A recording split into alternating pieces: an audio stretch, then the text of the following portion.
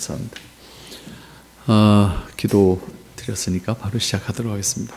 사실은 교회 문제를 우리 함께 생각하는 것이 한 시간에 마무리하기는 버겁지 않을까 그런 생각을 합니다. 그래서 되는 데까지만 얘기하고 내년 또 있을 테니까 내년에 계속 할 수 있도록 이렇게 아마 해야 되지 않겠나 생각이 드는데,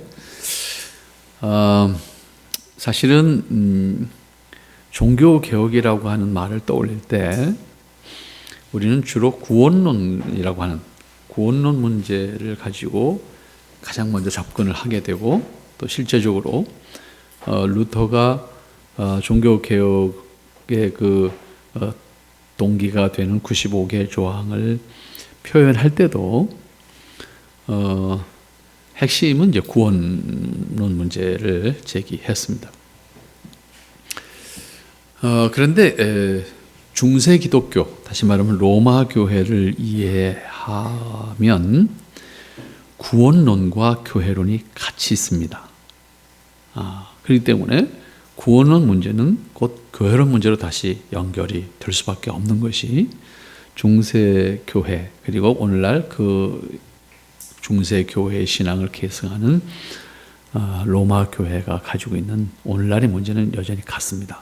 그렇기 때문에 단순히 구원론만의 문제가 아니고, 구원론은 곧 중세교회는 교회론과 같이 있다 이렇게 보시면 된다고 하면, 이걸 이제 오늘 우리 입장에서 바꾸면 결국 종교개혁은 교회론 문제였다라고 다시 말할 수 있다라고 하는 말이 됩니다. 그 말은 무슨 얘기인가 하면, 구원이 중세교회와 오늘날 로마 교회에 있어서 구원이라고 하는 것은 속죄권이 교회에 있다는 데서 출발한단 말이에요. 그러니까 속죄권이 신부에게 있다는 말에서 다시 출발한단 말이에요. 그러니까 결국 이 문제가 되는 거예요. 그러니까 구원론 문제는 결국 교회론 문제가 된다라고 하는 의미가 되는 겁니다. 그래서 결국은 속죄권이 교회, 이때 교회는 로마 교회가 말하는 교회와 우리가 말하는 교회가 달라요. 로마 교회가 말하는 교회는 신부를 교회라고 말하는 거예요. 같은 단어지만 의미가 전혀 다르다는 거예요. 로마 교회에서 교회라는 단어는 신부를 의미하는 거예요. 그래서 이러한 것을 신학적으로는 고교회주의라고 표현해요. 고교회주의. 그러면 고교회주의 반대는 뭐가 되겠어요? 저교회주의. 그러니까 결국 프로테스탄트 교회는 기본적으로 저교회주의에 속하는 겁니다. 그러면 저교회주의란 말은 결국 고교회주의 반대니까, 고교회주의가 신부, 다시 말해 사제 집단을 교회라고 본다고 하면, 그럼 이걸 반대하는 저교회주의는 뭐가 되겠어요? 회중 전체를 교회로 보는 거예요. 회중 전체를 교회로 본다고 뭐예요? 신부만을 교회로 보는 것이 아니라 회중 전체를 교회로 본다, 그런 의미예요. 그러니까 이게 구원론과 교회론이 따로 있을 수가 없는 문제예요. 그런데 우리는 보통 이제 구원론을 중심으로 해서 보통 이해를 하는데, 결코 구원론 중심으로만 볼 수 있는 것이 아니다라고 하는 것을 이제 여기서 생각할 수 있게 되는 거니까, 기본적으로는 교회론에 있어서 고교회주의라고 하는 것은 사제들이라고 하는 측면에서 사제들을 교회로 보는 것이고, 신자는 그 사제들에 의해서 속죄와 구원을 받아야만 하는 중생의 개념입니다. 그러니까 사제가 없이는 구원이 없다는 말이 돼요. 그 말은 다시 고교회주의에서 사제는 곧 뭐예요? 교회예요. 교회가 없이는 구원이 없다는 말이 돼요. 이렇게 딸려 있단 말이에요. 그러니까 이게 분리될 수가 없는 문제예요. 그래서 결국은 사제가 없이는 속죄권을 행사할 수 있는 사람이 없으니까 속죄와 구원이 이루어지지가 않는 거잖아요. 그러니까 사제가 없이는 구원이 없다. 사제는 곧 교회이기 때문에 교회가 없이는 구원이 없다, 이 말이 되는 거예요. 우리가 사용하는 교회가 없이는 구원이 없다는 말하고는 의미가 전혀 달라져요. 그러니까 결국은 교회가 무엇이냐라고 하는 말, 근본적인 질문서부터 이제 다시 그러면 이제 시작이 돼야 되겠죠. 그럼 교회라고 하는 것이 무엇일까? 우리는 그리스도의 몸, 우리가 바울의 가르침 속에 가장 분명하게 가르쳐 주는 것은 그리스도의 몸이라고 하는 말로 쓰잖아요. 그리스도의 몸. 이 그리스도의 몸을 교회라고 말했을 때, 그럼 그리스도가 머리잖아요, 그죠? 그리스도를 머리로 하는 우리는 지체로서 그 몸을 형성하고 있는, 그 몸을 형성하고 있는 지체들. 그래서 그리스도를 머리로 하고 모든 지체들이 하나의 교회를 이루고 있다라고 하는 것을 생각하게 되는데, 이것을 이제 생각하게 되면 교회라고 하는 것을 그리스도를 머리로 한다고 했을 때 그리스도는 보이지 않는 분이잖아요. 그럼에도 불구하고 우리의 신앙을 통해서 그분은 우리의 머리이신 거예요. 그죠? 그래서 우리는 그분의 지체라고 하는 측면에서 움직여야 되는 거예요.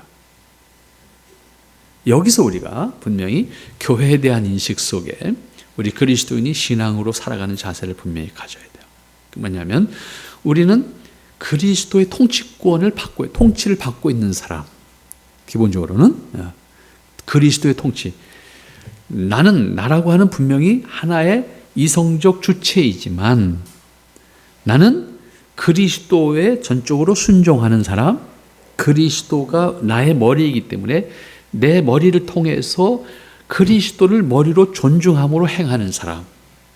그래서 우리는 그리스도 안에서 모두가 서로 그리스도의 통치를 함께 이루어가는 사람. 이런 의미에서 우리는 각자가 개인이지만 동시에 우리는 개인이 아닌 거예요. 그리스도의 몸을 이루고 있는 지체의 관계에 있는 사람들. 이 사람들이 우리 그리스도 안에 있는 교회를 형성하고 있는 형제, 자매들, 이렇게 표현할 수가 있죠. 그래서 우리는 그리스도의 지체들로서 한 몸을 이루고 있는 사람들. 우리가 보통 그렇게 이해하잖아요. 이 말이 틀린 말이 아니에요. 이 말은 맞는. 근데 문제는 이 세상에 있는 모든 사람이 그런 거잖아요. 다시. 그죠? 이 세상의 모든 사람이 그리스도를 머리로 하고 모든 지체들을 형성하고 있는 사람들이잖아요. 그런 의미에서 우리 그리스도인은 민족이나 그다음에 국가의 개념, 또 성적인 차이, 모든 것을 넘어서서 우리는 그리스도의 한 몸을 형성하고 있는 사람. 그죠? 그런데 우리는 시공간의 제약을 다시 가지고 있어요. 그죠? 우리는 과거 사람들을 지금 만날 수가 없어요. 미래 사람들도 만날 수가 없어요. 현재 사람만 만날 수 있어요. 그래요? 근데 현재 사람들도 다시 이번에는 공간의 차이가 있어. 지금 나는 여기 있을 뿐이야. 저쪽에 있을 수가 없어요. 그러니까 나는 시공간의 한계 때문에 나는 여기 주님의 뜻 이름교회라고 하는 이름으로 함께하는 지체들과의 관계 속에서 그리스도의 몸을 이루고 있는 사람들. 그죠? 그런 의미에서 우리는 시공간의 제약 속에서 그리스도의 몸을 이루고 있는 사람들로서 우리는 적어도 이 땅에 사는 날 동안 주님의 뜻 이룬 교회의 지체라고 하는 것은 넓게는 크게는 그리스도를 머리로 하는 전체 교회지만 동시에 나는 시공간의 제한 속에서 주님의 뜻 이룬 교회라고 하는 틀 안에서 나는 주님의 몸을 이루고 있는 사람들. 이렇게 이해할 때 전체 시공간을 넘어서 전체 그리스도를 머리로 하는 그리스도의 몸이라고 하는 것은 하나님 나라로서의 교회인 거예요. 하나님 나라로서의 교회. 그죠? 그것은 우리가 살고 있는 시공간의 제약 속에서는 경험할 수 없는 그런 나라. 그건 하나님 나라로서의 교회. 그러나 내가 경험하고 내가 함께 실제로 이루고 있는 교회는 주님의 뜻 이룬 교회라고 하는 이 교회. 이것을 우리가 로컬 처치라고 보통 표현해요. 여기 있는 이 교회.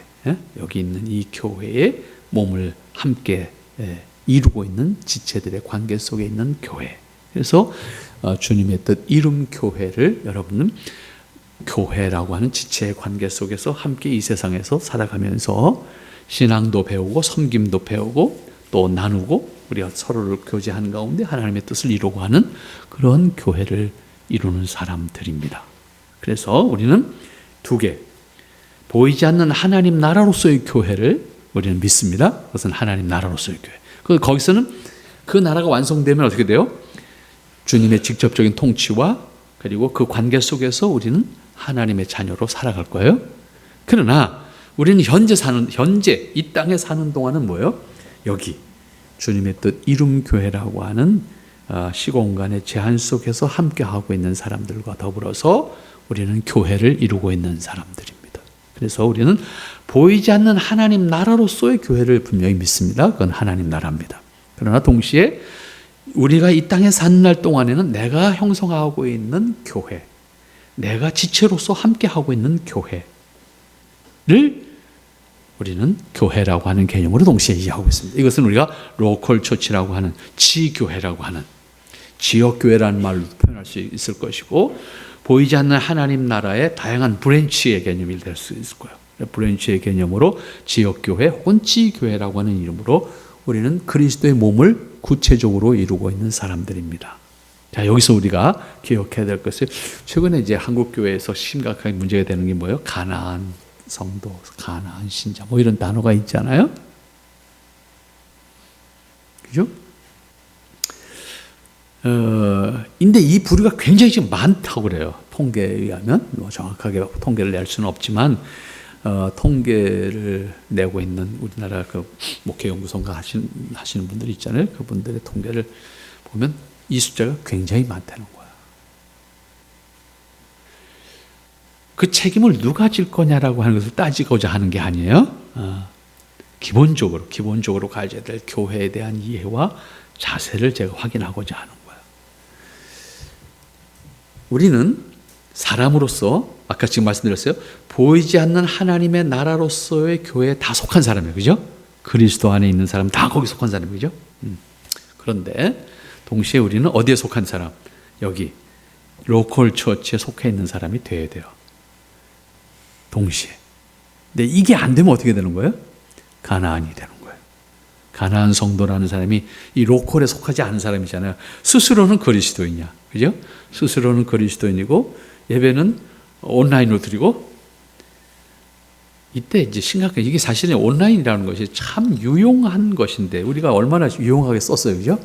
특히 코로나 때는 이게 우리를 살렸잖아요. 어떻게 보면 과거는 상상할 수도 없는 것인데 그나마 신앙을 유지할 수 있는 방법이 됐잖아요. 근데 이걸 어디까지 지속할 거냐, 어디까지 사용할 것이냐라고 하는 문제는 끊임없이 우리가 고민 속에 있는 부분이에요.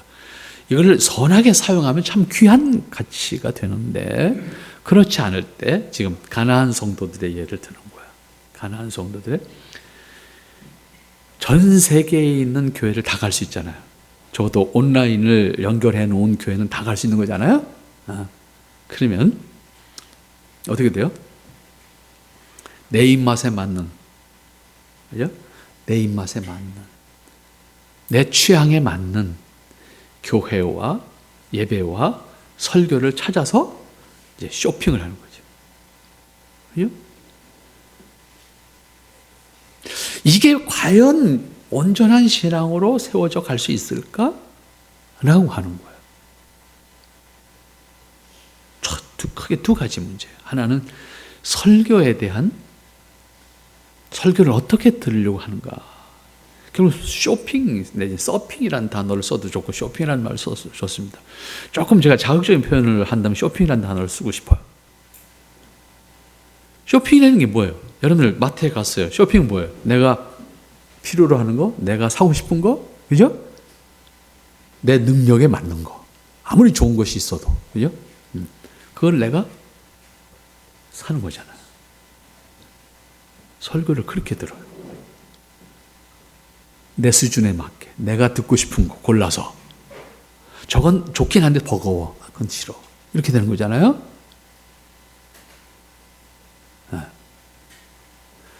설교를 쇼핑하게 됩니다. 이게 가장 큰 문제고, 두 번째는 지체의 관계가 없어요. 실제적으로 지체의 관계가 없으면 부딪힐 일이 없어요. 사람이 모이면 사람의 일이 돼요. 이게 사실은 제일 힘든 부분이거든요. 근데 여러분, 이걸 감당해야 여러분의 가족들도 가족이 되는 거예요. 이걸 감당하지 못하면 가족이 아니에요. 뛰쳐나가. 그죠? 가족도 가족이 아니니까 헤어진다니까. 부부도 헤어지는데 뭐. 근데 가족이 아닌 사람들이 그리스도의 이름으로 함께하는 게 교회잖아요. 이 과정 속에서 갈등 구조가 있어요. 이게 로컬 처치예요. 이게 없으면 교회가 아니라고도 말할 수 있어요. 사람이 모여 있는데 갈등이 하나도 없다? 그건 정말 이상적인 교회죠. 이상적인 관계죠. 그러나 그 이상이 실현된다는 것은 결코 쉽지 않아요. 그런데 그 과정을 통해서 뭐가 되는 거예요? 섬김이 되고 이해가 되고 배움이 되고 내 자신도 만들어지는 거예요. 요즘에 군대에서 자꾸 문제가 생기는 게 뭐냐면 저는 그렇게 봐요. 과거에는요, 형제가 일단 많았잖아요. 그러니까 이미 형제가 많다는 것이 가족 관계 속에서 사회성을 익히는 거예요. 형제 질서 속에서 서로 치고받으면서 싸우면서 거기서 내가 이럴 땐 이렇게 하면 안 되는구나. 이걸 배워. 그래서 사회에 나가면 크게 문제가 안 돼요. 눈치라는 게 생겨. 형제들 서열 속에서 눈치가 생겨요. 그리고 대처 능력이 생겨. 이럴 땐 이렇게 하면 안 되는 거야. 알아. 근데 이게 다 하나짜리만 있다가 군대가 딱 모아놓으면 어떻게 되겠어요? 다 지가 장군이야. 다 자기가 공주고. 이걸 하나로 묶어서 전쟁을 할 수 있는 군대로 만든다? 요즘 훈련소 책임진 사람들은 정말 힘들 거예요. 정말 힘들 거예요. 어려운 거예요. 그러니까 결과적으로 지금 군대 내부만이 어떻게 됐어요? 1인 침대가 되잖아요. 지금 군대 내부만이 다.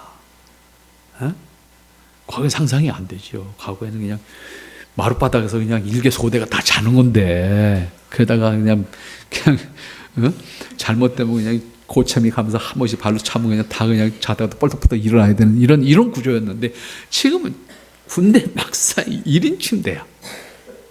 1인 사물함이야. 개인의 프라이버시를 존중한다는 면에서 굉장히 중요한 거예요. 필요한 거예요. 그런데 군대는 뭐 하는 집단이에요, 동시에? 한데 뜻을 모으고 일치가 돼서 전쟁하는 집단이라고요. 근데 이게 가능할 거냐는 문제는 이제 이걸 극복시켜야 되는 것이 훈련소 소장의 이제 책임이잖아요. 이게 어려운 거예요. 한 몸을 이룬다는 것은 나 혼자 될 수 있는 문제가 아니잖아요. 그죠? 모든 지체가 같이 서로 부딪히면서 이렇게 되는 경우 저렇게 되는 경우를 거치면서 서로를 배우고 이해하고 다른 사람을 이해하는 과정이 이 부딪힘 속에서 만들어지는 거거든요.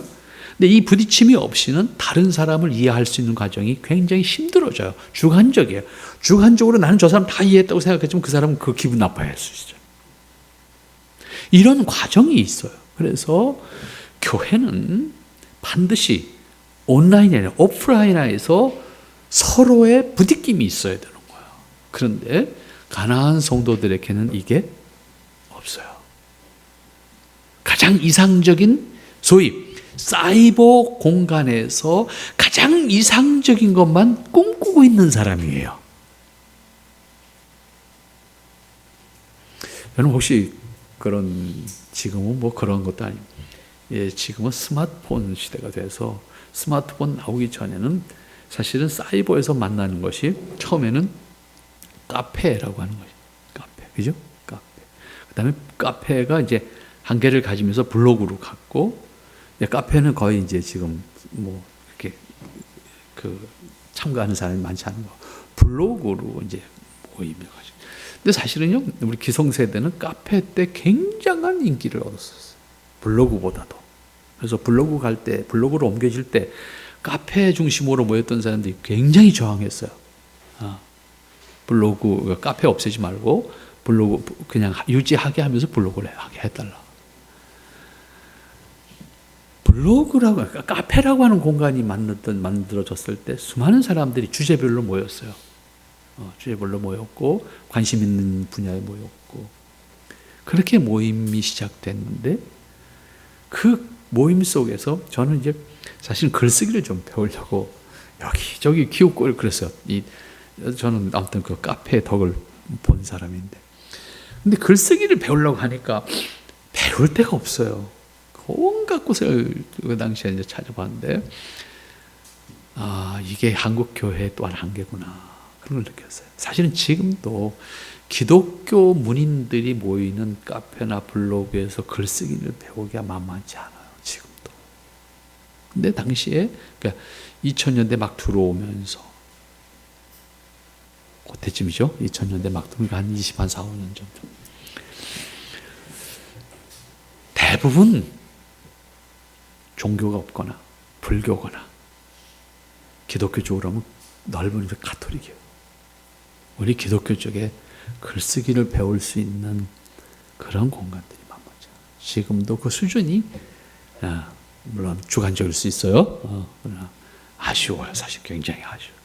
그래서 할 수 없이 가톨릭 신자들이 모여있는 데를 제가 가서 요청을 해서 내가 좀 글쓰기를 좀 배우고 싶은데 동참해도 되겠냐. 그러면서 사실 그 당시에 한 3, 4년 제가 반짝 글쓰기에 몰입하면서 참여했던 적이 있어요. 근데 글들을 정말 잘 써요. 좀 글을 보면요, 다 아마추어들이잖아요. 다 옛날에 글쓰기 하고 싶었는데, 옛날에 소녀 시절에 꿈이 많았는데 그 시대에 그걸 할 수 있는 환경이 아니었잖아요. 그러니까 나이 먹어서 뭔가 이런 세상이 생기니까 그 자기의 잠재력을 거기다 표현한 거란 말이에요. 그러니까 정말 글들을 잘 써요. 그렇게 해서 그 사이버에서 글쓰기를 나누고 하다가 이제 어느 쯤 가면 우리 만나자 이런 얘기가 나왔죠. 우리 만나자. 만나자. 그래서 만나자 그래서 이제 오프라인에서 만나게 돼요.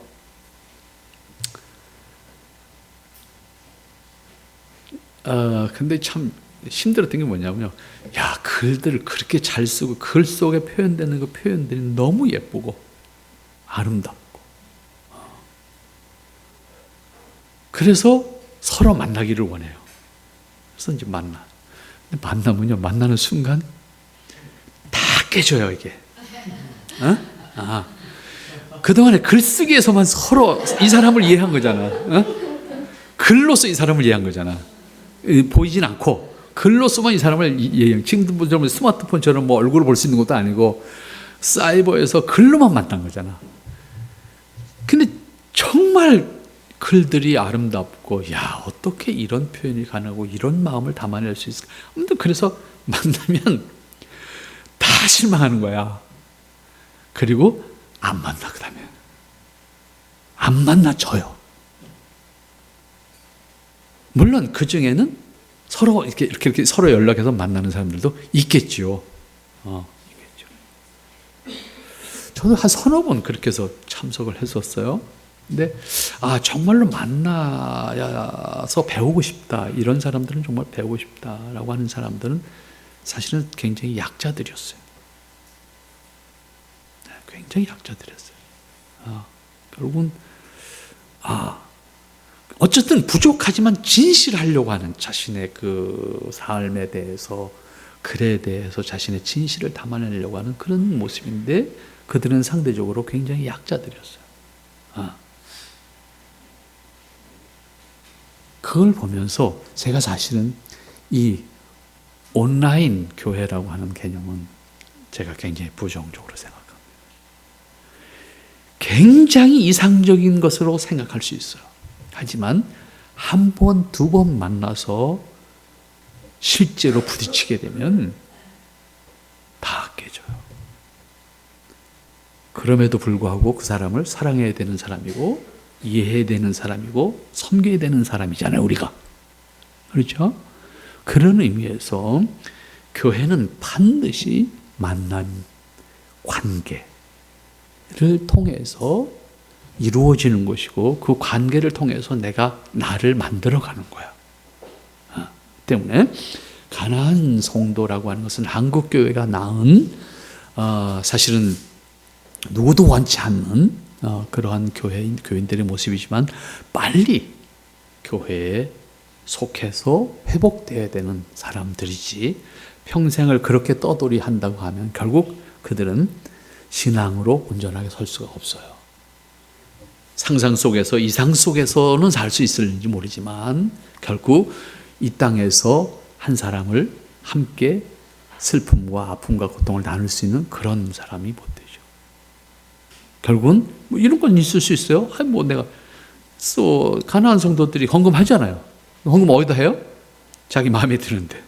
그지? 뭐 다른 거 아니잖아요. 적선하듯. 그건 헌금이 아니에요. 그런 의미에서 교회는 앞에 말씀드렸어요. 보이지 않는 하나님 나라는 천국 개념으로서의 교회. 이것은 신학적으로 완성된 교회. 이렇게 표현할 수 있어요. 완성된 교회. 여기는 미완성된 교회. 반대로 이 땅에 있는 교회는 미완성된 교회. 그런데 미완성이기 때문에 여기는 항상 여러 가지 한계와 어려움이 있어요. 그럼에도 불구하고 우리가 한 몸을 이루어야 하는 교회. 한 몸으로 함께 해야 하는 교회라고 하는 거예요. 그래서 우리가 보통 그러잖아요. 우리 교인들, 신자들 스스로도 표현할 때 뭐 교회가 뭐 그래 이런 표현하잖아요. 그죠? 이해해요. 100번 이해해요. 왜? 완전한 교회가 아니니까. 그죠? 그런데 우리는 우리 스스로로 다시 돌아가 보세요. 우리가 하나님 앞에 교회에 나와서 세례를 받는 과정 속에서 내가 고백한 게 뭐예요? 나는 주님의 속죄의 은혜로 말미암아 구원받지 않으면 안 되는 사람. 그죠? 그러니까 직접적으로 표현하면 나는 죄인이다 라고 고백한 사람들이잖아요.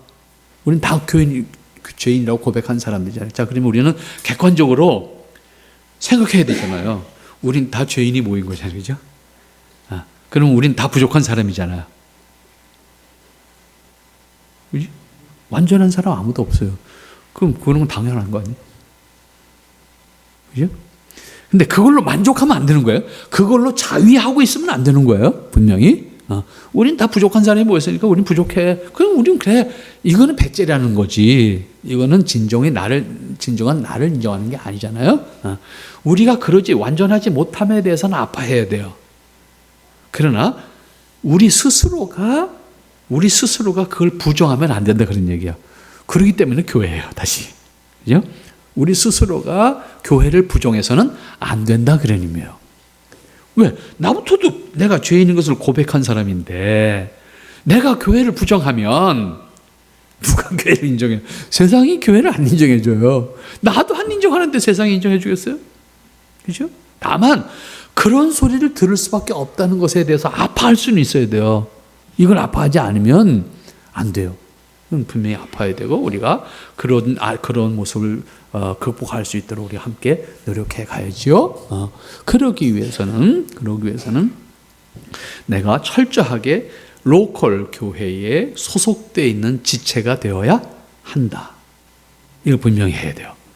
이게 없으면 우리는 진정한 신자로서 이 땅에서의 나의 본분을 다하지 않는 사람이에요. 그래서 나는 반드시 로컬 처치에 속한 회원권을 가지고 있는 사람, 그 교회 회원으로서의 자격을 가지고 있는 신자이어야 한다 라고 하는 것이 기본적으로 가져야 되는 자세입니다. 그런 의미에서 우리는 로컬 처치를 인정해야 된다고 했을 때 로컬 처치는 어떤 것인가? 자, 교회의 양면을 말했어요. 하나는 보이지 않는 하나님 나라로서의 교회고 그 하나님 나라로서의 교회는 완성된 교회의 모습이다. 그럼 보이는 교회는 미완성된 교회예요. 그죠? 그리고 제한적인 시공간의 제한을 가지고 있는 사람들끼리 함께하는 교회다. 이렇게 생각했어요. 자, 그런데 이 보이지 않는 교회는 주님에 의해서 직접적인 통치를 받는 교회. 그죠? 그리고 거기는 완성된 사람들이 함께하기 때문에 자동적으로 또 자연히 그리스도의 통치권 속에서 있기를 스스로 기뻐할 수 있고 그것을 완전하게 순종해 갈 수 있는 사람들이잖아요. 이미 변화된 사람으로서 하나님 나라에 임한 사람들이니까. 그런데 이 땅의 교회는 또 이 땅의 나는 그렇지 못해.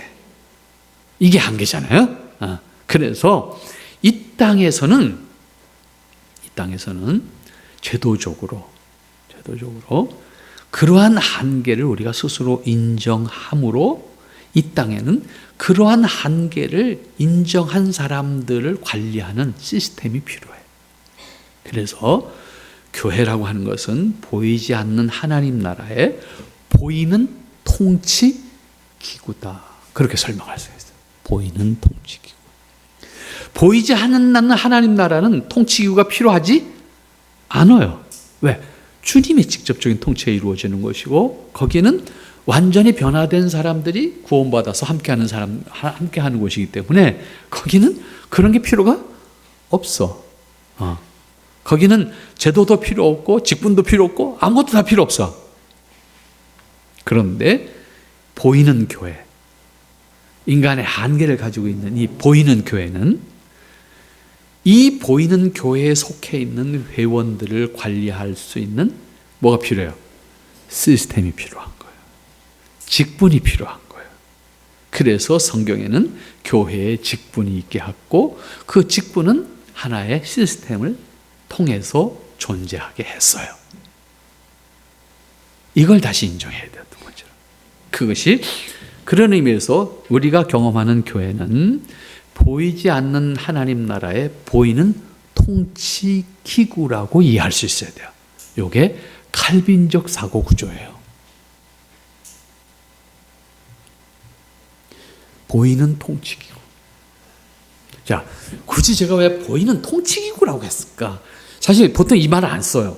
근데 제가 굉장히 의도적으로 이 말을 쓰는 것이고 칼빈의 생각을 이렇게 담아서 표현하는 거야. 왜 보이는 통치 기구라고 했을까? 그냥 물론 보통 교회 그러면 우리가 보통 어떻게 이해하고 있어요? 하나님의 택함 받은 백성들이 모여 있는 모임 그것을 교회라고 보통 이야기하잖아요. 혹은 구원받은 사람들의 모임 뭐 이렇게 표현하잖아요. 사실은 이게 맞는 말인데 여기서 그치게 되면 이게 한국 교회가 가지고 있는 가나안 교회를 만든 이유예요, 이게요. 여기서 끝나면 안 되는. 이 사실은 구원받은 사람 혹은 하나님의 부름받은 사람, 믿음을 고백하는 사람들이 사람들의 모임을 교회라고 단지 표현하는 것으로 끝나면 이건 회중주의 교회예요. 이건 침례교적 사고 구조로 떨어져요. 이 한계를 우리는 분명히 극복하지 않으면 안 돼요. 물론 교회를 건물을 표현하지 않는, 건물을 의미하지 않는다는 의미에서 우리가 보통 사람들이 그렇게 생각하고 있어요. 그 말은 맞는 말이에요. 그 말이 틀렸다는 말 하는 게 아니에요. 그러나 뭔가 부족한 것이 바로 지금 말씀드린 거예요. 그렇기 때문에 교인들 스스로가, 신자들 스스로가 내가 있는 곳이 교회가 돼버리는 거예요, 다시. 내가 꼭 거기를 가야 돼? 나 여기 있어. 나 영적으로 예배 드릴게. 이렇게 되는 거지 뭐. 지금은 온라인 되니까 나 온라인으로 예배 드릴게. 이렇게 되는 거죠.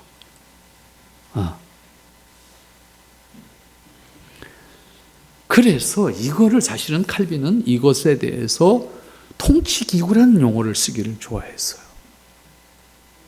시스템이라고. 시스템. 어떤 의미인가 하면 교회에 속해 있는, 로컬 처치에 속해 있는 지체들은 그 교회에 의해서 관리되어져야 한다는 의미예요. 관리되어져요. 그런데 우리나라 신자들이 가지고 있는 의식이 단순히 모임의 개념으로 이해를 했기 때문에 모임이라는 게 뭐예요? 내가 필요하면 참석하고 필요하지 않으면 안 참석해도 된다는 문제가 생겨요, 여기는. 그러니까 여러분들 개모임도 내가 필요하면 참여하는 거지. 싫으면 개 깨는 거예요. 그렇잖아요? 다시 말하면 교회는 동호회가 아니라는 거예요. 교회는 개모임이 아니라는 거예요. 이 모임이라는 단어로 끝내면 대부분의 사람들의 사고 구조가 여기서 멈춰요. 그래서 한국의 가나안 교회니 만들어졌다고 저는 해석을 합니다. 교회는 반드시 내가 소속된 교회가 있어야 되고 그 소속된 교회의 가르침을, 관리를 받는 사람이 돼야 돼요. 그래서 교회를 통치기구로 이해하는 거예요. 통치기구로는 이게 너무 버거운 표현으로 다가오긴 하는데 달리 좋은 표현이 있으면 좋겠는데 제 머릿속에서는 그런 것밖에 안 나와. 그 정도밖에 안 나오는데 어쨌든 관리하는 시스템에 갇혀 있는 교회여야 된다는 거예요. 그래서 회원 관리가 돼야 된다 그 말이에요. 신자들을 관리가 돼야 된다 그 말이에요. 여러분, 가톨릭은 이걸 잘하는 게 사실 가톨릭이에요. 가톨릭은 신자들의 관리가 분명해요. 교족부 관리가 분명하다. 그래서 예를 들어서 여기는 서창동에 천주교에 있나? 저 위에 있던 것 같아요. 천주교에 있으면 서창동으로 이사 오는 사람은 다 서창동 교회 다녀야 돼요. 이렇게 쉽게 표현하면 그런 거예요. 그래서 뭐 예외가 있긴 하도 문제를 제기하니까 최근에 뭐 예외가 있다는 말도 있긴 하는데 제가 확인은 못했는데 기본적인 원리는 그런 거예요. 천주교 신자는 어디 있든 어디서 살든 이사 오면 이사간 동네의 교회로 내 교적이 옮겨져야 되는 거예요. 그래서 그 교회 관할 속에 있어야 되는 것이고 그 교회 관할 신부에 의해서 그 신자가 관리되어져야 된다. 그런 의미가 됩니다. 이걸 잘하는 것이 한국 교회에서는 거의 유일하게 가톨릭이에요. 프로테스탄트 교회에서는 그렇게 되는 교회가 거의 없습니다. 감리교조차도 안 됩니다. 감독주의를 채택했지만. 그러니까 한국 교회 신자들의 통계가 안 나와요. 맞지도 않고. 맞을 수가 없어요. 왜? 모르는데. 교인 수가 많고 적고 다 몰라요. 보통 많으면 모른다고 생각하죠? 적어도 몰라요. 왜? 우리 교회 다니다가 안 나오는 사람이 있는데 언제쯤 한번 또 얼굴 보여. 그런데 이 사람은 우리 교인으로 계속 카운터를 해야 되는지 안 해야 되는지 이게 안 되는 거야. 가톨릭은 이게 분명해요. 사실 이게 장로주의 교회에서는요, 당회가 이 일을 하는 거예요. 가장 기본적으로 신자 관리예요. 당회 권한 속에 가장 중요한 건 신자 관리인데 이 신자를 우리 교회 정회원으로 인정할 것이냐라고 하는 것을 당회가 결정해야 되는 거야. 이걸 하는 당회가 어디도 없다고. 그러니까 신자 관리가 안 돼요. 우리 교회 지금 세대교인이 몇 명이라고 하는 통계를 낼 수가 없어요. 이게 왜 그래? 무질서인 거예요. 아까 말씀드린 통치기구로서의 교회로 이해하지 않고 있어요. 그렇기 때문에 나오는 문제예요.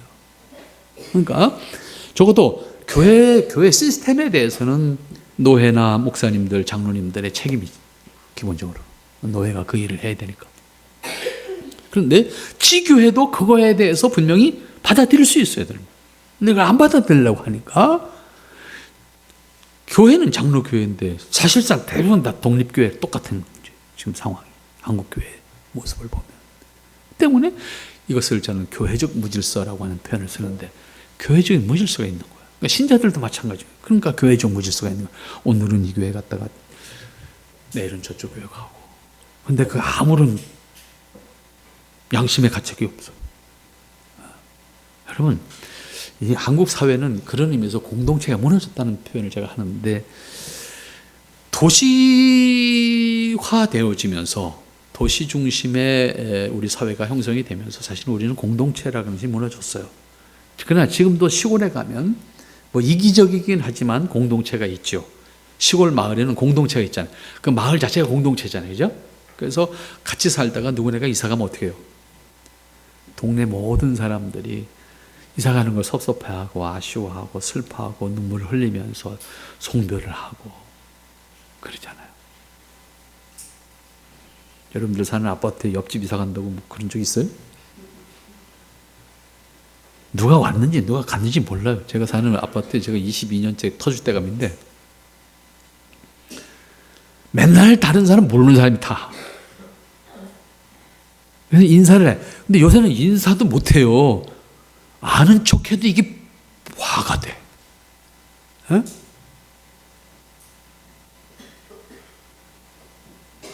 그러니까 둘이 탔는데 멀뚱멀뚱이야. 분명히 이 라인에 사는 거야. 그럼 시골로 말하면 옆집에 사는 사람이잖아요. 이게 시골보다 더 가깝잖아요. 15cm밖에 옆에 안 사는데 시골 마을 아무리 가까워도 몇 미터 떨어져 있잖아요. 우린 15cm라고 아파트 벽 두께가. 그 옆에 사는데도 남이야. 몰라. 인사도 안 해. 어느 날 인사하면요 기분 나빠요. 아, 이걸 어떻게 받아들이냐고. 그럼 같이 살아야 되는데, 맨날 얼굴 볼 건데. 근데요, 강아지 타보세요. 나는 안 알아 해도 강아지 예뻐해. 이게 뭐냐고요. 개만도 못한 거잖아, 내가. 에? 우리가 그렇게 산다니까, 실제로. 보세요, 여러분들. 마을길 걷다가도 보세요. 강아지가 있으면 강아지하고 얘기가 돼요. 내가 지나가면 안 쳐다봅니다. 슬퍼요. 왜 교회를 이루어야 되냐는 말을 제가 하는 거예요. 적어도요, 저는 그런 의미에서 오늘날 도시에 있는 교회들이 그런 공동체가 돼야 돼요. 어차피 이웃하고 안 된다고 그러면, 그렇잖아요? 이웃하고도 그렇게 하려고 노력은 해야 되겠지만, 저도 교회가 그러한 공동체가 돼야 된다고요. 그러한 공동체가. 그래서 좋은 일도 나쁜 일도 아픈 일도 같이 나누는 가운데 그리스도의 몸을 이루고 있는 지체들이라고 하는 관계를 우리가 함께 확인해 가야 된다고요. 응? 그리고 옛날에 여러분 지금 동네마다 마을 다 파출소가 있지만 옛날에 일개 면에 파출소 한 개였습니다. 지금도 시골에 가면 뭐 면에 파출소 하나밖에 없어요. 근데 지금은 일개 면에 뭐 인구가 없잖아요. 뭐 일개 면에 제가 다는 모르는데 저 구례 가면 문청면이라는 데가 있습니다. 문청 구례 그 화엄사 아랫동네 그 아랫동네 바로는 미산면이고 그 개울 하나 건너는 그 문청면이라는데. 문청면 면장을 얼마 전에 제가 만나러 간 적이 있어요. 자기 면의 인구가, 일개 면의 인구가 1000명이래, 1000명. 100개 안 되는 거예요. 인구는 점점 소멸되고, 사람 다 나가고, 노인네는 이제 하나씩 다 하나님 나라 가고, 인구는 점점 줄는 거예요.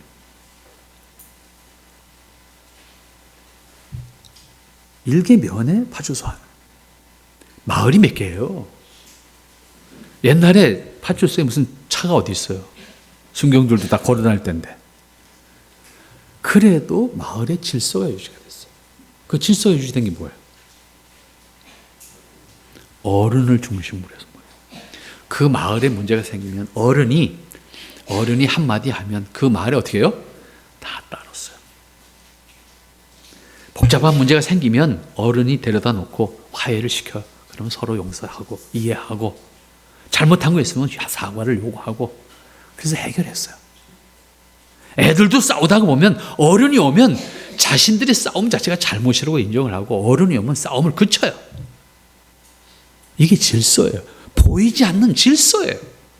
파출소 순경이 왔기 때문에 싸움을 그치는 게 아니에요. 어른이 왔기 때문에 어른 앞에서 아이들이 싸우면 안 된다는 의식을 가지고 어른이 책망을 하면 그 책망을 받아요.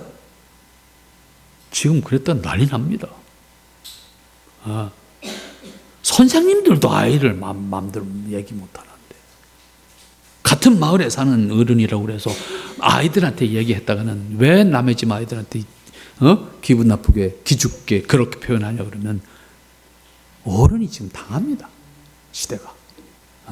예뻐도 예쁘다고 그러면 안 되고요. 잘못했다고 야단쳐도 안 됩니다. 이런 상황 속에서 우리 사회 질서가 만들어져요? 불가능합니다. 그러니까 모든 게 파출소고 모든 게 법이야. 삭막해지는 거죠. 이게 사람들끼리 모여서 자정 능력이라는 것을 통해서 사회적 질서가 유지될 때 그게 가장 아름다운 사회가 만들어지는 거예요. 경찰력에 의해서 사회가 질서가 유지되면 미국 꼴 돼요. 여러분 미국 어젠가 그저께 시카고에서 화물열차가 가다가 서니까 어떻게 됐어요? 옛날 권총 타고 다니던 서부 개척 시대의 모습이 나타났잖아요. 그 화물열차를 다 털었어. 사람들이 실내 있던 거 다 꺼내다 자기 차에 싣고 다 집에 가버렸어. 6명만 잡았대.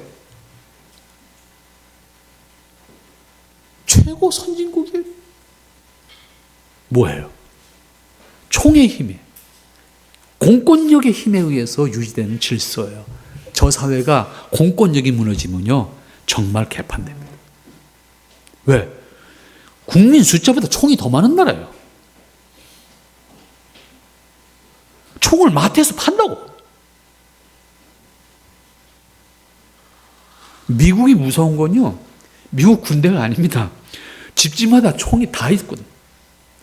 사람 숫자보다 더 많아요, 총이. 한 번씩 들고 나오면 감당 못 합니다. 공권력에 의해서 유지되는 질서입니다. 망하는 질서입니다. 자정 능력을 가지는 질서가 가장 아름다운 질서예요. 그게 옛날에 우리 동네에서 있었던 어른들의 가르침에 순종하는 관계. 이게 자정 능력이에요. 교회가 그 기능을 해야 되는 거예요. 그게 바로 보이지 않는 하나님 나라의 보이는 통치기구다라고 하는 거예요. 그래서 교회 안에서 신앙의 질서를 유지할 수가 있어야 돼요. 교회의 질서를 교회가 유지해갈 수가 있어요. 제가 이제 목회를 그만둬야 될 때가 됐습니다만은, 살아오면서 제일 아쉬운 게 그런 거였어요, 사실은. 자, 그럼 사람이 같이 살다가 이사 가면 이사 가야 되잖아요, 그죠? 저는 지금도 제 고향 마을에서 이사 나올 때 그 장면이 지금도 안 잊어버려져요. 우린 피난민 마을에서 태어나서 제가 피난민 마을에서 자랐는데, 그 마을 전체가 다 피난민이 100% 피난민이잖아요. 그러니까 사선을 넘어와서 겨우 살아남아서 이제 집도 없이 움막 짓고 땅굴 속에서 이렇게 살다가 어쨌든 뭘 이렇게 하나씩 걸쳐다가 이렇게 논대기 밭대기 있는 사람은 아무도 없으니까 다 똑같이 그런 환경 속에서 같이 살면서, 그러니까 우리 그 마을 사람들은 실제 친척이 아니잖아요. 다 친척이, 지금까지도 그 친척의 관계를 유지하고 있습니다. 지금 살아계신 분들은. 그러니까 누가 돌아가셨다 다 연락 옵니다. 지금도. 근데 제가 초등학교 6학년 때 거기를 떠났거든. 초등학교 6학년 때 떠났는데 지금까지 연락이 와. 그러니까 그때 제가 그 마을을 떠날 때 그 동네 마을 사람들이 나와서 우리가 이사 가는 것을 정말로 슬퍼하는 그 모습이 지금도 안 잊혀져요. 제가 그 달구지에다가, 그때 이삿짐도 없잖아. 장이 있어. 아무것도 없는 건데 솥단지 하나 달랑 들고 이불 보따리 하나 달랑 들고 달구지 끌고 가는 건데, 그 장면 지금도 안 잊어버려져요. 너무 슬프게 오니까. 근데 그때 하는 말은 잘 살아야 돼. 잘 살아야 돼. 마치 자기 일처럼, 자기 자식들처럼. 왜? 정말 사선을 넘어와서 겨우 살아남아서 이제 뭔가를 이루어 가야 되는데 아무것도 없으니까 서로 이제 일정 기간이 지나가면서 그 마을을 이제 먹고 살기 위해 일터를 찾아 떠나는 이런 과정 속에 저희가 그 마을에서 2번째인가 3번째 떠났어요. 그러니까 일찍 떠난 편이죠, 저희가. 그래서 그때 그 장면들은 지금도 정말 잊을 수가 없어요. 그리고 그분들 이름을 이렇게 부르면 다 그분들의 얼굴이 지금도 아주 또렷하게 떠올라요. 그분이 그런 분이었지. 그분이 그런. 제가 6학년 때니까 다 어른들이잖아요. 그런데도 또렷하게 기억이 나요. 그리고 그분들도 제 이름을 대면 누구네 손자, 누구네 아들 다 기억해요. 물론 이제 그렇게 기억해 줄 분이 이제 생존해 계시지 않지만, 같은 교회에서 여러분 지체의 관계로 평생을 신앙생활 하다가 이사를 가거나 어떤 일에 의해서 떠날 수밖에 없다고 하면 아쉬움과 인사는 나눌 수 있어야 되지 않아요? 이게 최소한의 인간관계잖아요. 그죠? 그렇지 않습니까, 여러분? 근데 우리 집 골목하고 똑같아. 우리 집 골목에 누가 이사 왔는지 누가 이사 갔는지 몰라. 갈 때도 아무도 가고 하는 사람 없고, 올 때도 왔다고 인사하는 사람 아무도 없고,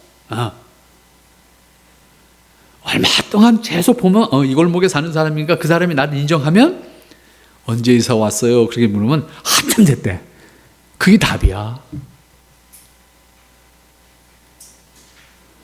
근데 같은 교회의 지체 관계라고 말하면서도 똑같아. 이게 무슨 지체냐고요. 그렇지 않아요? 사람이라는 게 헤어질 수 있는 거잖아요. 뭐 아프게 헤어질 수도 있고 기쁘게 헤어질 수도 있는 거죠. 그러면 아픈 건 아픈 것대로, 기쁜 건 기쁜 것대로 나눌 수 있어야 되잖아요. 이게 안 되는 게 한국교회예요. 저는 그 부분이 늘 아쉬워요. 왜 이렇게밖에는 안 될까? 왜 이럴까? 그래서 제가 우리 교인들한테 늘 부탁하는 게 그런 겁니다. 나도 은퇴하면 이 교회를 떠나는데 곧 그렇게 헤어지지는 말자. 또 사람이 병들어서 개인의 관계도 마찬가지잖아요. 부부 관계든 누구든 부자 관계든.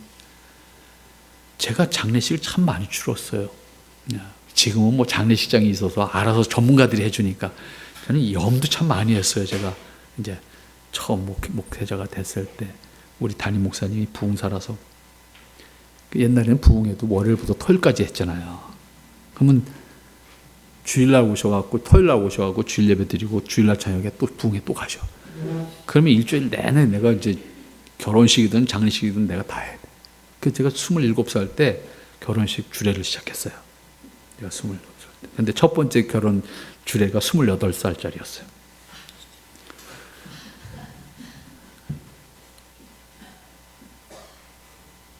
근데 그 당시에는 목사가 다 염도 다 했거든요. 염도. 집에서 그것도.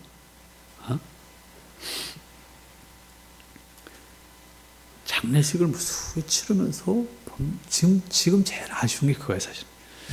가족들이잖아요. 힘들죠. 고통스럽죠. 두렵죠. 사실은 본인은. 그래도 최소한도 함께 했던 가족들한테 같이 할 수 있어서 고맙다. 이 한마디를 못할까? 이게 저한테는 제일 의문이에요. 제가 아직 안 다쳐봐서 저도 몰라. 내가 어떤 사람을 욕하고 죽을지도 모르니까 나도 장담은 못하지만 그게 제일 아쉽더라고 말이에요. 제가 볼 때는. 정신이 멀쩡할 때 미리라도 그런 얘기 정도 고마웠어. 아쉬운 것이 있으면 미안했어. 이런 정도의 자기의식을 가지고 가족들과 나누고 죽음의 길을 간다고 하면 남은 가족들이 얼마나 좋을까 생각해 보세요. 근데 내가 지금까지 그런 사람 못 봤거든. 저는 그런 부분에서 얼마 전에 돌아가신 이어령 선생이 죽음을 앞두고 자기의 죽음의 과정을 다큐멘터리로 만들었잖아요. 혹시 보신 분 안 계세요? 안 보셨어? 지금이라도 한번 보세요. 저는 그게 굉장히 그래. 한 사람의 철학자로서 삶을 완성해 가는 과정 속에 자기가 죽음을 앞두고 암이었으니까 죽음 판단이 났단 말이에요. 그러니까 그 과정의 죽음의 과정을 자기가 다큐멘터리로 텔레비전 녹화를 해서 작가가 편집을 해가지고 완성한 거를 죽기 전에 방영했어요. 죽기 전에 방영했고 그 작가가 그 과정을 전부 촬영하는 과정 속에 참여를 해서 죽은 다음에 그 사실은 동영상에 영상으로 담지 못했던 이야기들이 있잖아요. 촬영 과정 속에 나오는 이야기. 그거는 작가가 책으로 썼어요.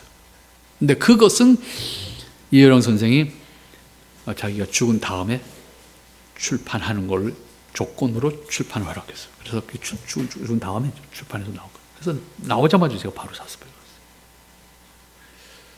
그분의 삶의 과정 속에서 남기고자 했던 게 그거였어요. 이 사람이 늦게 예수님 믿었잖아요. 70이 넘어서 예수를 믿었으니까. 70이 넘어서 예수를 믿고 나서 그의 생각이 확 바뀌는 거잖아요. 그래서 결국 그 마지막 쓴 책이 뭐예요? 뭐에서 영성으로지? 갑자기 생각이 안 나. 지성에서 영성으로. 지성에서 영성으로라고 하는 책을 이분이 마지막으로 썼잖아요. 물론 그 이후에 후작이 있어요. 후작은 그것과 관련되지 않은 자기가 쓰고자 하는 책을 마지막까지 집필하는 과정을 이제 보여줬는데 어떤 책으로 나왔는지 모르겠어요. 결국 지성에서 영성으로라고 하는 방향을 확 틀어서 답을 내렸단 말이에요. 내가 지금까지 철학을 한 사람이지만 지성인으로서 결국은 그 한계는 이거다. 영성, 소위 하나님 나라의 세계를 보지 않는 마음. 그러면서 자신의 죽음의 과정 속에서 자기가 남겨야 될 이야기들, 자기가 하고 싶은 이야기들, 나누고 싶은 이야기들, 마지막까지 죽음에 이른 순간까지 자기가 하고자 하는 일들, 그걸 그대로 다 표현해서 담았어요. 그걸 촬영하는 과정 속에 통증이 오면 쉬었다가, 물론 그런 장면은 안 나와요. 그런데 그 이야기는 책에 나와요. 적어도 우리가 그런 관계에서 살아야 되지 않겠나. 여러분들이 적어도 주님의 뜻 이룸 교회라고 하는 것을 통해서 여러분의 삶이 있다고 하면 여기서 10년이 될 수도 있고 5년이 될 수 있고 돌아가실 때까지도 있을 수 있어요. 그 과정 속에 우리 지체의 관계는 그런 관계이어야 된다는 거예요. 그런데 이것이 단순히 인간적인 측면만이 아니라 이것이 바로 신앙적인 측면에서, 다시 말하면 영적인 하나님의 자녀들로서 교회적 통치, 다시 말하면 교회의 가르침을 받는, 교회의 가르침 속에 있는, 함께하는 지체들이어야 한다는 거예요. 그래서 교회의 가르침에 따라서 순종할 줄 알고, 물론 교회는 바르게 가르쳐야 되는 책임이 있는 거예요. 이게 당회의 책임이에요. 목사님과 장로님의 책임이라고 얘기해요. 그래서 이건 가르침의 책임은 목사님의 책임이고 통치하는 책임과 같이 가지고 있는 건 장로님의 책임이고, 그래서 이걸 같이 목사님과 장로님이 합력해서 이 땅에서 보이지 않는 하나님 나라를 대신해서 이 땅에서 보이는 하나님 나라에서 그러한 하나님 나라 자녀들을 양육하고 관리하고 하나님 나라의 백성으로 같이 살아갈 수 있는 관계를 만들어가는 것이 지상의 교회입니다. 그런데 이 과정 속에서 이 통치권을 절대화하면 이게 로마 교회가 되는 거예요. 그래서 주의 로마 교회 이렇게 쓰는 거예요. 이걸 절대화하면 로마 교회가 되는 거예요. 그러니까 이런 거예요. 로마 교회 교회관은 어떤 거냐면 보이지 않는 하나님 나라와 보이는 교회를 이퀄시켰어요. 같다고 본 거예요. 같다고. 이퀄이라는 건 뭐예요? 보이지 않는 하나님 나라가 완전한 하나님 나라라고 하면 보이는 하나님 나라인 교회도 완전하다고 믿는 거예요. 이걸 절대화한 거예요. 교회를 절대화한 거예요. 이게 로마 교회의 교회관의 문제예요. 그러나 저는 처음부터 설명했어요. 이 땅의 교회는 결코 완전할 수 있는 교회가 아니에요. 이 땅에 누구도 완전한 사람이 있을 수가 없어요. 그럼에도 불구하고 우리는 그리스도의 머리 되시는 그리스도에게 순종해야 한다는 것에 의해서 우리 안에 자정 능력이 만들어져야 되는 거야. 이게 프로테스탄트 교회가 가지는 교회의 통치권이에요. 그런데 로마 교회의 통치권은 뭐예요? 하나님 나라와 지상의 교회를 이퀄시켰어요. 똑같은 개념으로 봤어요. 그래서 하나님 나라가 완전한 것처럼 교회도 완전하다, 이렇게 본 거예요. 그래서 교회가 하는 것은 하나님이 하시는 거가 된 거예요. 그것은 왜 그렇게 가능했냐면 바로 교황이 그리스도의 통치권을 위탁받았다라고 해석한 거예요. 그래서 교황의 권위는 그리스도의 권위예요. 같은 거예요. 그러니까 교황의 권위와 그리스도의 권위를 같은 걸로 본 거예요. 이것을 신학적인 용어로는 사도적 계승권을 교황이 가지고 있다고 보는 거예요. 같은 말 같은데 전혀 다른 의미를 포함하게 되는 거예요. 그래서 가톨릭에 있어서는 교황의 우리가 보통 교황이 무한 존재, 교황의 직분도 무한 존재. 아까 말씀드렸어요. 고교회주의에서 교회란 누구? 사제를 교회라고 말한다고 했잖아요. 그죠? 사제를 교회로. 이때 사제의 최고 권위자는 교황인 거야. 이 교황은 속죄권을 가지고 있어요. 신자를 천국에 보낼 수도 있고 지옥에 보낼 수도 있어요. 그 권한이 교황에게 있다고 보는 거야. 그럼 교황 말 잘 들어야 되겠어? 안 들어야 되겠어? 그래서 황제도 무릎을 꿇게 만든 거예요.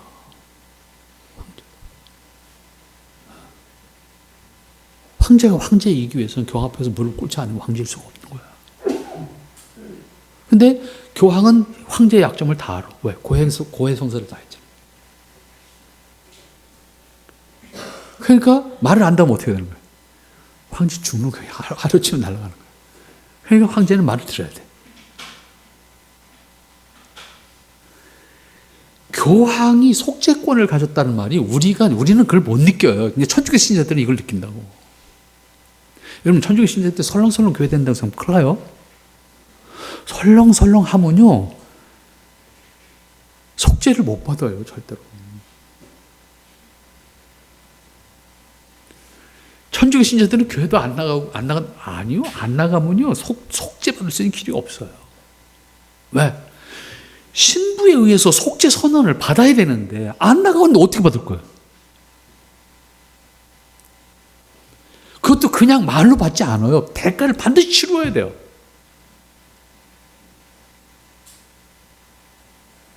때문에 그 사람들이 겉으로 보면 설렁설렁하고 설렁설렁이 절대 있을 수가 없어요. 그 교회가 가지고 있는 시스템 자체가 설렁설렁이 될 수가 없어요, 절대로. 그래서 교회를 무오하거나 절대적인 것으로 생각하게 되면 로마 교회가 돼요. 이걸 주의해야 돼요. 그러니까 우리가 말하는 통치권이라는 것은 완전하다, 절대적이다는 의미가 아니에요. 그래서 어디까지나 우리 목사와 장로에게 위탁한, 우리 장로교회 원리를 따지자면 하나님께서 위탁하신 권리를 우리가 대행할 뿐인데, 이 대행하는 과정 속에서는 우리는 절적으로 누구에게 순종해서? 그리스도에게 순종함으로 대행해야 돼요. 내 권력을 내가 행사하는 사람이 돼서는 안 되는 거예요. 하나님이 기뻐하시는 뜻에 따라서 이것을 사용할 수가 있고, 하나님이 기뻐하시는 것을 이루기 위해서 이것을 할 수가 있어야 되는 거예요. 그런 한계를 가지는 거예요. 그러나 로마 교회는 이것을 동등하게, 하나님 나라와 보이는 현실, 우리가 경험하는 교회를 동등하게 해석했어요. 그래서 교황의 무호를 말하면 곧 무엇의 무호를 말하는 거예요? 교회의 무호가 되는 거예요. 왜? 교회는 일반 신자를 포함하는 개념이 아니라 사제를 교회로 이해하고 있는 거예요. 그래서 교황의 무호설은 교황 개인의 문제가 아니라 교회의 무호설로 정리가 되는 겁니다. 교황이 어느 정도 센냐면요, 죽었던 사람도 천국 보내요. 응? 지옥에 갔던 사람도 꺼내서 천국에 보낸다니까? 그 정도 권한을 가졌으니까 교황이 절대라고 말하지. 이건 제 얘기가 아니에요. 실제로, 여러분, 제가 정확하게 지금 연도는 못 기억합니다만은, 90년대 중반기쯤 돼요. 1990년대 중반기쯤, 요한 바오로 2세, 그 당시에, 교황 요한 바오로 2세 때였어요. 지구가 돈다. 갈릴레오를 그 당시에 교회가 신성 모독죄로 지옥에 보냈어요. 교황. 그 당시에 교황.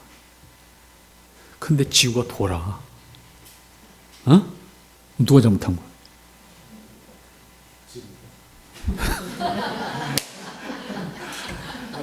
야, 이런 명답이 또 나오네요. 야, 상상을 못했던 답인데, 그래, 교황의 권위를 인정하면 그 말이 답이야, 그죠? 지구가 돌아. 그러니까 이게 문제가 생겼잖아요. 그럼 빨리 뭘 수정을 해야 될 거 아니야. 근데 몇백 년이 지나가도록 수정을 안 했어. 근데 교황 요한 바오로 2세가 이걸 수정한 거예요. 그리고 이 사람이 교회도 잘못할 수 있다 이 얘기를 했어. 그래서 잘렸지.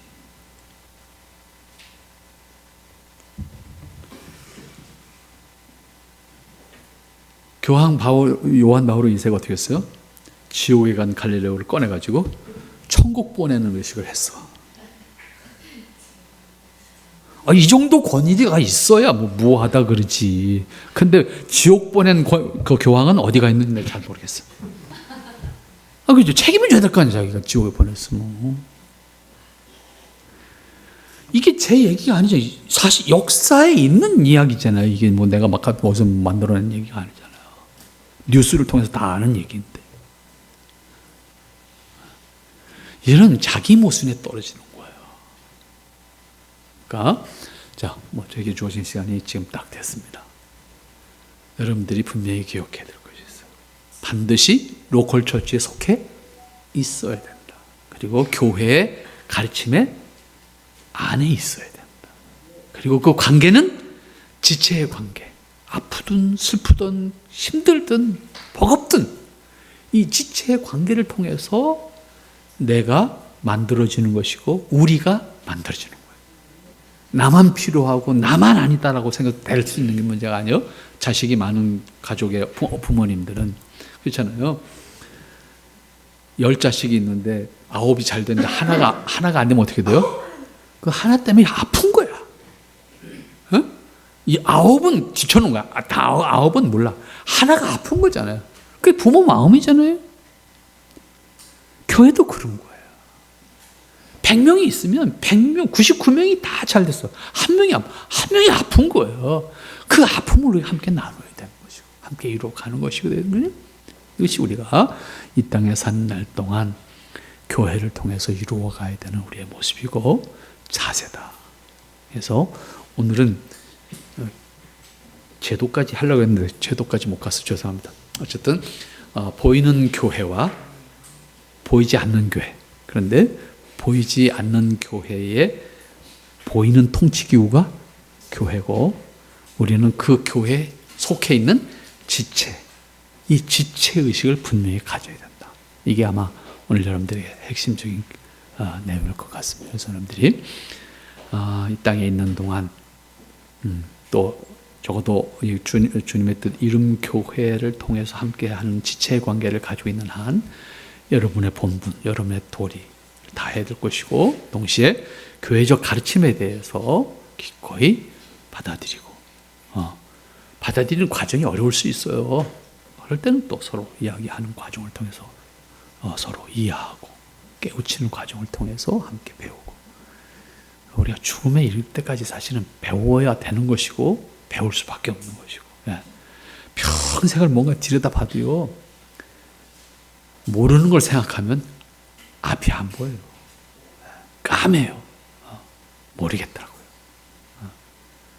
아무리 많이 책을 읽어도 읽기 때문에 다 안다? 아니요.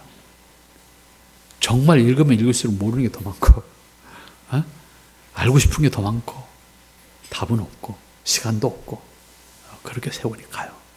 여러분 그런 의미에서 여기 주님의 뜻 이름 교회를 통해서 함께 할 수 있는 지체의 관계 보이는 통치 기구로서의 교회 아름답게 이루어가서 보람 있는 삶, 보람 있는 신앙 함께 할 수 있기를 바랍니다. 혹시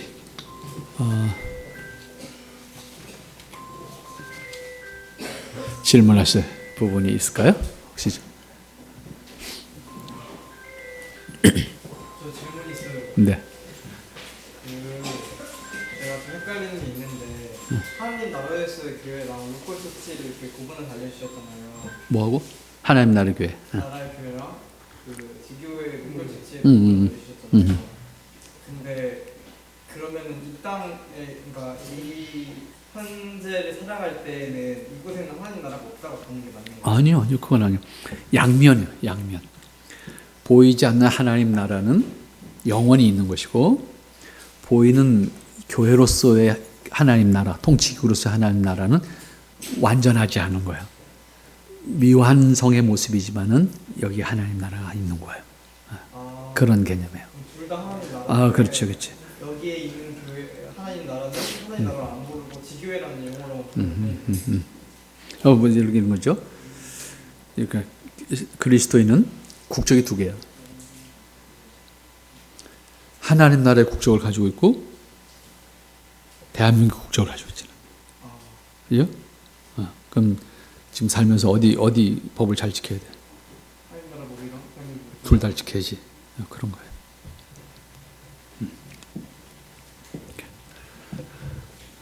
또 다른 질문 있을까요? 네. 육학에게 떠나오실 때 고향은 어디예요? 찾아가시려고? 네, 아니 궁금해서요. 궁금해요? 사실은 여기랑 제일 가까워요. 직선거리로 가면. 여기 아니 여기 인천. 아니 인천은 아니고 여기서 지금 이 방향에서 직진을 가면 북쪽 동쪽으로 여기 동쪽이요? 동쪽 여기 동쪽 아닌가? 이쪽이 남쪽 아니에요? 여기 동쪽 동서 이렇게 되나 그러면 이렇게 아무튼 이쪽 저게 여기 이 지금 서창지구 끝나면 그 전에 여기 극동방송 송신소가 있었어요. 모르시나? 그냥 내 집만 아는구나. 여기 극동방송 송신소 바로 옆에 있었어요. 여기 최근에 옮겼어요. 최근에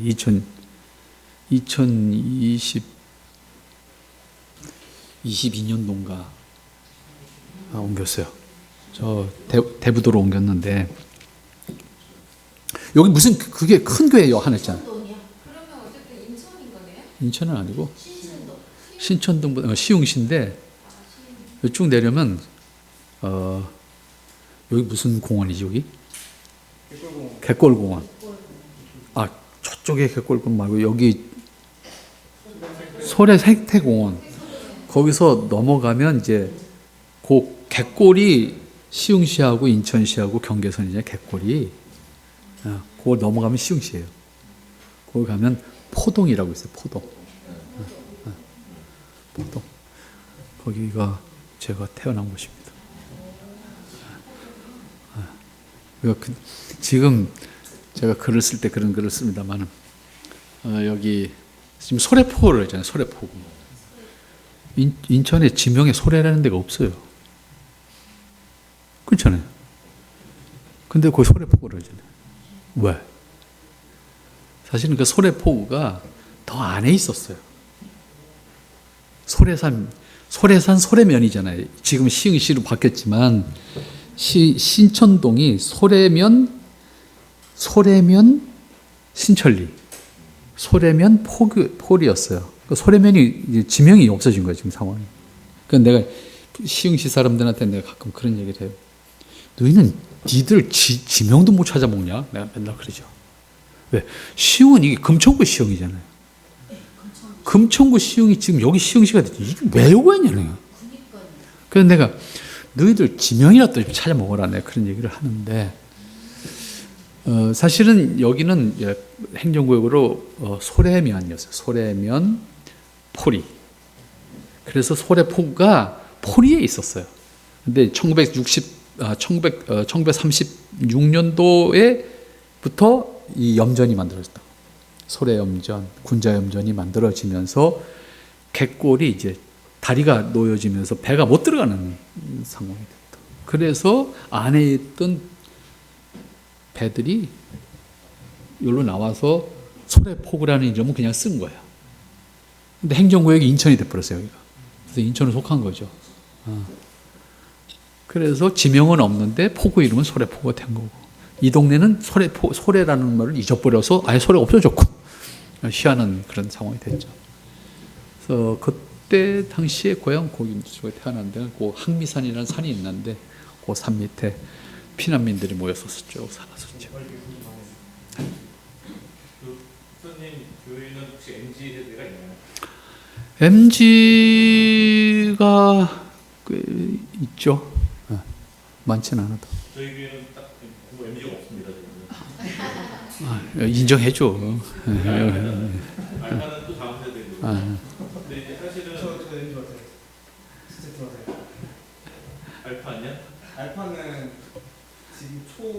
다 이화여야 돼요. 근데 이제 저는 사실 직업이 의사고요.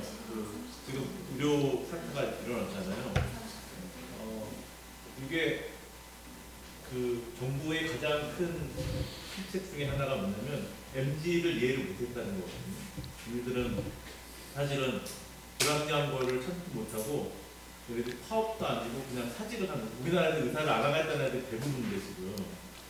근데 지금 이런 애들, 그러니까 저희 선배 의사들 그리고 심지어는 교수들도 레지던트의 마음이 어떤지 몰랐던 거예요 지금. 근데 우리가 지금 계속 인구가 줄으니까 교회 인구 당연히 줄 거고요. 그 와중에서 교회 인구 더 많이 줄고 있는데 혹시 이제 교수님 얘기를 들어보니까 저랑도 약간 세대 차이가 있으시고 저는 제가 레지던트 들어갔을 때 PCS라는 게 처음 나와서 앞으로 이게 TV도 볼 수 있다 이런 얘기를 들었는데 이게 무슨 말도 안 되는 소리냐 싶었는데 지금 그 MZ들은 이미 태어났더니 뭐 스마트폰이 있었던 시대에 태어난 애들이 대부분이잖아요. 그러니까는 그 사람 MZ들을 어떻게 관리를 하시고 대하셨을 때 그런 느낌 같은 거 아니면 그들을 어떻게 관리하시는 거에 대해 좀 궁금합니다. 사실은 저는 그 대답에 대해서는 자격이 없어요. 제 스스로가. 왜냐하면 제가 그 얘기를 하시니까 지지난주에 어느 기업에 제가 가끔 신입사원 교육을 위탁받아서 할 때가 있습니다.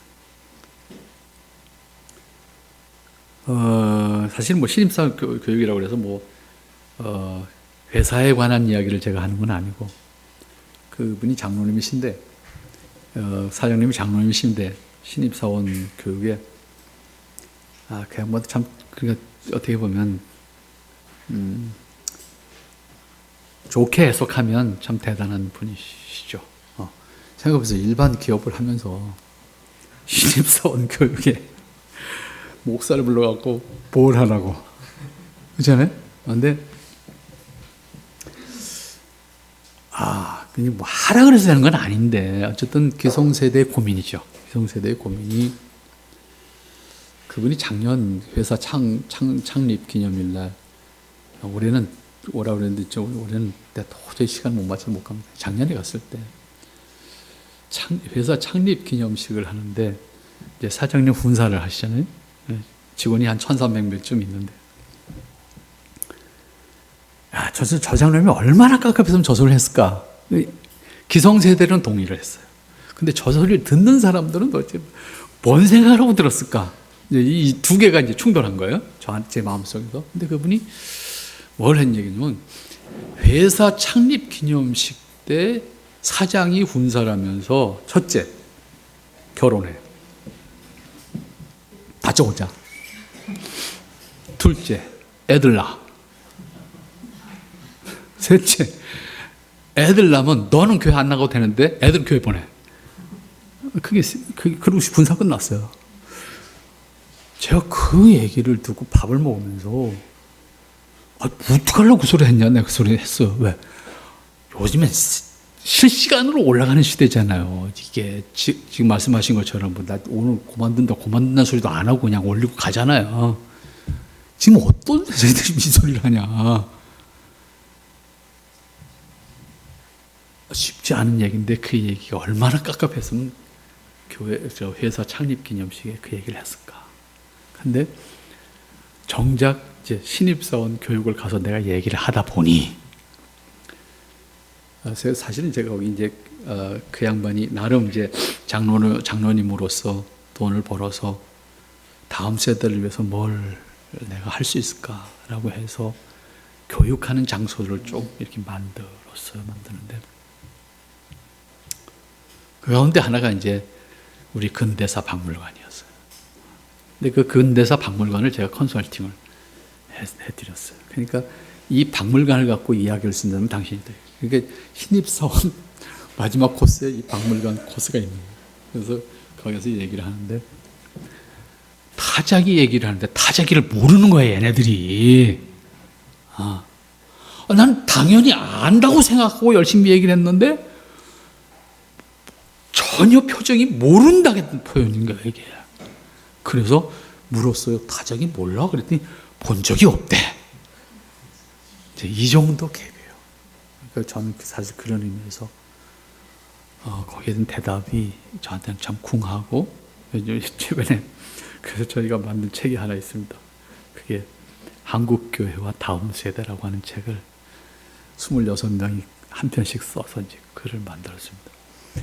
근데 사실 뭐 다 저 스스로도 뭐 거기 뭐 한 꼭지 쓰긴 했지만 만족스러운 것은 아니지만 저한테 또 갑자기 뭐 해달라고 해서 그냥 후딱 쓰는 바람에 깊이 생각도 못하고 이제 평소에 생각했던 거 그냥 한 가지 쓰고 말았는데, 하여튼 26분 중에서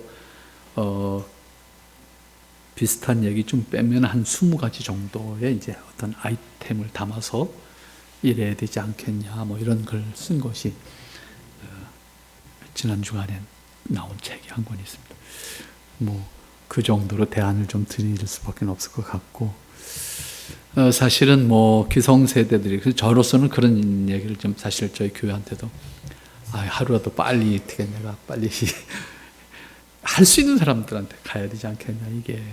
이 갭을 내가 스스로 극복하는 것도 힘들고요. 또 받아들이는 사람 입장에서 힘들고, 아까 말씀드린 것처럼 이 신입사원 교회로, 그러니까 결국 이제 그야말로 MZ세대들이잖아요. 이제 21 이제 중반, 뭐 남자들은 그 중반 조금 지나거나 뭐 이런 친구들인데 타자기를 모른다 그러니까 제가 황당한 거예요. 그때 한참 얘기하다 타자기를 좀 모른다. 거기서 얘네들의 생각은 그럴 수도 있겠다. 이런 충격을 제가 사실 받았어요. 그래서 딱히 말씀드릴 수는 쓴 것이 없을 것 같습니다. 네, 죄송합니다. 네. 질문 있어요. 네. 누구지? 약간 이 교회에서는 공동체가 계속 중요하다 말씀하셨잖아요. 이 책이 되게 중요한데 교회에서는 계속 기도를 하고 하나님 말씀 배우다 보면 자동적으로 이게 서로 사랑하는 구조가 생기잖아요. 근데 이거를 대한민국 그 문화를 다시 공동체 문화를 살리려면은 어떤 일들을 해야만 해요? 사실은 그는 어떻게 보면 굉장히 어려운 얘기예요. 사실은 제가 할 수 있는 대답은 아까 한 거예요. 결국 우리나라는 이제 소위 신도시 개발이라고 하는 걸 통해서 사회학적인 측면에서 볼 때 공동체를 구성할 수 있는 여건을 정부가 의도적으로 단절 내지는 파괴시킨 거거든요. 나쁘게 해석하면. 도시를 개발하겠다는 좋은 선한 뜻으로 했지만 어느 날 수십만 명이 한 도시에 모였다고. 이게 공동체가 되겠냐고. 공동체가 된다는 것은 한 사람 두 사람 이렇게 모여가지고 서로를 이해하고 알면서 이 관계 속에서 이제 공동체라는 게 만들어지는데, 하루아침에 여기 서창지구만 해도 하루아침에 수만 명이 들어왔잖아요. 너하고 나하고 모르는 사이예요. 이미 공동체를 형성할 수 있는 과정을 이 신도시라는 이름에 의해서 파괴했기 때문에 공동체로 회복한다는 것은 정말 그 안에 사는 사람들이 굉장한 노력을 하지 않으면 거의 불가능해요. 손 놓고 그냥 바라봐야 돼요. 손 놓고 바라봐야 그런 의미에서 우선 첫째 제가 드린 대답이, 일단 교회를 중심으로 하는 사람은 교회 공동체가 그런 의미에서 더 오늘날 현대사회에서 중요하고 필요하다. 교회가. 그것이 적어도 이웃하고 안 된다 그러면 적어도 신앙을 가진 사람들끼리라도 돼야 되겠다는 거지. 그래서 제가 우리 교인들한테 그런 얘기합니다. 여러분들 시골에 고향이 있는 사람은 고향에 가잖아요. 좋은 일이 있어도 가고 나쁜 일이 있어도 가고 그다음에 쉴 때도 가고 마찬가지. 교회가 고향이에요. 오늘 현대인들에게는 교회가 고향일 수 있어야 되겠다. 그래서 교회가 오매 가매 들러서 나누고 이야기하고 혹은 기도하고 그런 갈 수 있는 그런 거처로서의 교회. 그래서 적어도 여기 오면 아무개 어떻게 지내? 아무개는 어떻게 됐나? 누구네는 뭘 해? 이런 이야기가 자연스럽게 나올 수 있게. 제가 아까 가깝다 그랬잖아요, 고향이. 제가 저 동네가요, 아파트가 지어지기 시작하면서부터 지금까지 한 번도 안 갔습니다. 그 전까지는 제가 그냥 시간이 생기면 아무 이유 없이 갔어요. 가서 걷기도 하고, 가서 하루 종일 앉았다가도 오기도 하고, 지나가는 사람 있으면 아는 사람 나타나면 이야기도 하고, 그렇게 했는데 내가 또 뛰놀던 뒷동산이 없어지고 아파트가 뻥 섰어요. 우리 집자리도 다 헐리고 집들이 섰어요. 가야 될 이유가 없어졌어요. 첫째, 그 동네 사는 사람 없어졌어. 다 어디로 가는지. 또 아파트 어디 처박혀 있는지도 몰라. 그전에는 마을에 가면 누가 하나 지나가는 사람이 나를 만나면 누구 왔대 이 얘기가 다 퍼져 마을에. 그러면 다 나와서 이야기하고 또 뭐 때 따라서 밥 먹고 가라 뭐 이런 표현도 하고 이런 게 됐는데 지금 아는 사람도 없고, 물론 교회 가서 찾아서 물어서 찾아가면 누군가 있겠지. 이건 번거로운 거예요. 안 되는 거예요. 그러니까 전원주택이라는 개념은 공동체가 형성이 될 수 있는데 아파트라는 개념 때문에 더 많이 그 공동체라는 생활이 없어진 거죠. 아파트는 기본적으로 그런 구조적으로 환경적으로 그럴 수밖에 없고. 그래도 아파트가 또 형식일 때는 같이 그 복도 안에서 여러 사람들이 교제를 나눴었어요. 네, 그게 이제 우리 집사님 말씀하신 것 똑같아. 네. 그것도 세대에 따라서 달라져요. 기성세대 얘기야, 그 얘기도. 기성세대 얘기고, 지금 세대는 그것도 안 돼요. 지금은 복도식 복도가 있다 할지라도 안 돼요. 또 전원주택이라고 되는 것도 아니에요. 왜냐면 제가 전국 팔도를 두 발로 걸은 사람이잖아요. 시골에 가면 전원주택 들어온 데가 많아요. 그런 데 가잖아요. 여기 충청북도 영자, 너무 저도 그 이야기 때문에 충격을 받아서 충청북도 영동에 가면 거기 무슨 고개야 거기야? 추풍령. 추풍령 조금 못 가서 여기서 내려가면 왼쪽에 백학산이라는 산이 있어요. 그 산 중턱에 전원주택이 만들어졌어요. 제가 영동역장하고 영동역장이 참 독특한 사람이었어요. 그래서 그 사람을 알게 되면서 가톨릭 신자인데 지금도 그분과 교제를 하고 있습니다. 그래서 거기를 갔는데 우리 동네 우리 여기 멋진 마을이 생겼다고 구경하러 가지. 내가 뭐 부동산 때문에 간 게 아니라 구경시켜준다 해서 끌려갔어요. 끌려갔는데 들어가서 어슬렁거리니까 그전에 낯선 사람들이 와서 어슬렁거리니까 누가 나오더라고. 나오는데